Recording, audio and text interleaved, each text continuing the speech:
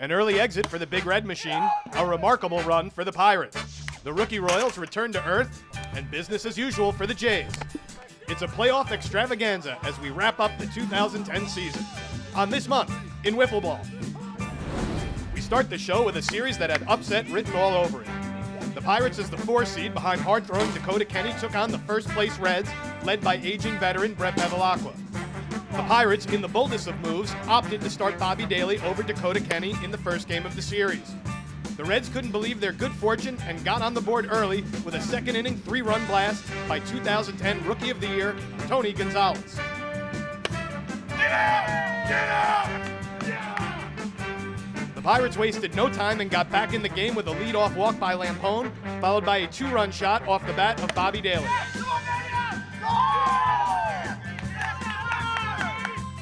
Kenny entered the game in the third after 2 lead-off walks and induced the Gonzalez double play, followed by a Paraskevas flyout. Down 3-2 with 2 outs in the fourth, the Pirates struck again with a single by Lampone, a Daly double, and a game-tying RBI single by Kenny. Bevilacqua rattled, walked Maniscalco to load the bases, then walked Lampone, and that would be all the Pirates needed to take Game 1, 4-3.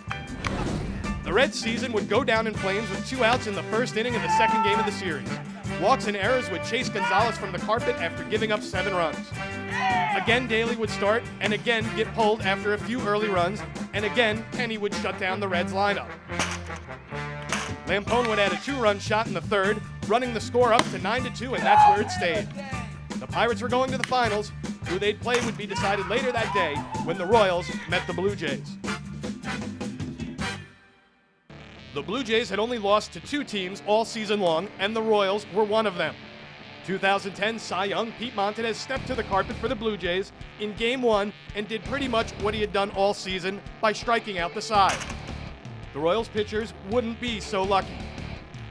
Royals ace Michael Bennett loaded the bases in the first, then got Lando and Holbrook to fly out, but followed with 4 straight walks and a single to Lando.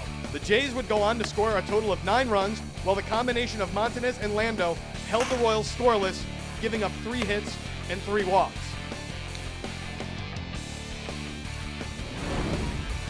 Game 2 was a carbon copy of Game 1. The Jays jumped out early with a pair of 3-run shots from Matt Holbrook. And once again, the combination of Montanez and Lando held the Royals scoreless, giving up 3 hits and just 2 walks. The finals would take place the very next weekend. It would match the 2-time champ Blue Jays versus the upstart Pirates squad. Game 1 between the Jays' Pete Montanez and Pirates' Dakota Kenny was everything you'd expect from the 2 most dominant hurlers of the era. The Blue Jays took the field, and Montanez, in true Cy Young form, struck out the side to start the game. In the bottom of the first, Kenny would retire the Blue Jays with relative ease. In the second, Montanez would dispatch the Pirates with a strikeout and a little help from his defense. In the bottom of the second, Lando would strike out, followed by a Holbrook walk and a tailor-made Montanez double play. In the third, Montanez would again shut down the Pirates in order, as would Kenny. Leading off the fourth, Kenny got the first hit of the game with a long triple to center, and a hit would get the Pirates on the board. But Montanez wouldn't have it and struck out the next 3 batters. In the bottom of the inning, both Lando and Holbrook struck out, followed by a Montanez groundout. In the top of the 5th, Montanez once again struck out the side. Lando led off the bottom of the 5th with a groundout, and then Matt Holbrook stepped to the plate.